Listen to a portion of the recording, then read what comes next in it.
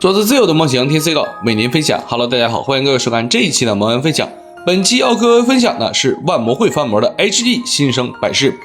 那么这个厂子按理来说应该也就是集魔社换个马甲，完全看不懂啊，也不知道为什么总换名字或者换马甲。不过名字并不重要，最终我们还是要回到产品的素质表现。本狗模型目前的价格是37.8块，算是这几次翻模 HG 里边比较贵的一个。虽然是带有电镀外加，但是对比了一下目前翻模的几款电镀产品，比如星动菲尼克斯、高高 TV 拂晓，还有大班电镀德尔塔，从量上来考虑，这个百事确实有点小贵。那么我们直接来简单的看一下这一款模型具体的素质表现到底如何。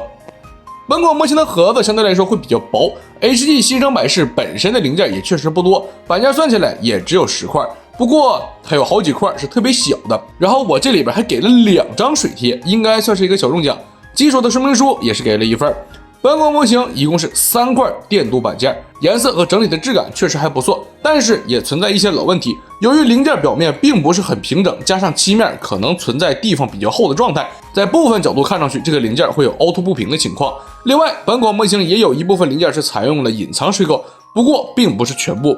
镜面效果也还不错，甚至可以当哈哈镜使用。至于细节表现，本身新生百事的刻线就不是特别多，电镀以后因为漆面的缘故，加上本身零件精度的问题，会有一些肉，也算是在情理之中。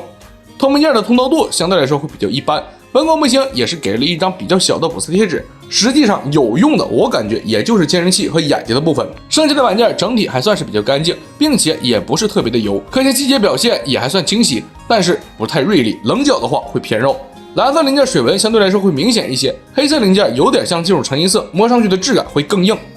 那么本款模型的内容物也算是基础配置，包括主体、武器和造型手。万魔会还提供了一个简易支架，这个支架和主体连接还算是比较牢固，但是我这里使用的1:144通用支架头的话就有点松，也是趁手里还有点东西拿出来对比一下。对比的素材分别是星动菲尼克斯和高高的 TV 拂晓。这3款颜色都会有点区别，这个就不去考虑了，主要还是来看一下漆面的质量。星动菲尼克斯这个漆面效果在部分位置确实还说得过去，比如腿部侧面这个镜面效果，奈何整体零件的锐度实在是太拉了，漆面的转折就好像是真的堆到了一块去，并且还有这种零件，这瑕疵还他妈挺均匀。然后就是高高拂晓的漆面，当时我们也正好做过了评测，单看漆面也确实属于电镀的范畴，但是高高零件本身凹凸不平，就导致整个漆面效果会非常一般，并且灰尘、颗粒、橘皮的瑕疵也会更多。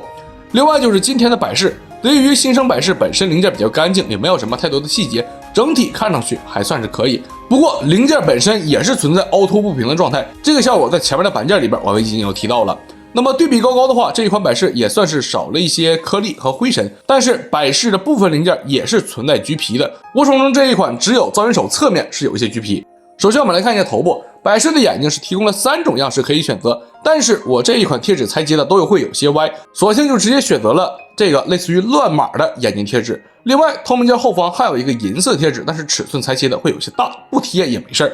头部侧面天线卡榫会有些问题，完全安装进去的话呢是歪的，建议用胶水固定好位置，并且把玩的时候要注意一下天线的位置。头部活动的 PC 件相对来说会松一些，并且套件内部其实还剩余了一个硬的脖子关节，但是这个插不进去，用不了。头部另外一个问题就是这个 A12 零件总会弹出来，需要用胶水进行加固。胸部和胯部是2个球形关节进行连接，稳定性也还可以，但是整体的可动会比较一般。百事的背包也算是比较简单，两侧的辅助翼根部是球形关节连接，但是和 PC 件的衔接会有些松，摆动作会经常脱出。连接件的另外一端是柱形卡榫，这个部分安装会非常紧，建议打磨一下，不然基本上是活动不了的。辅助翼下端也有翻折可动，上端左右盒的零件因为轻便和零件精度的缘故会分叉，需要用胶水进行加固。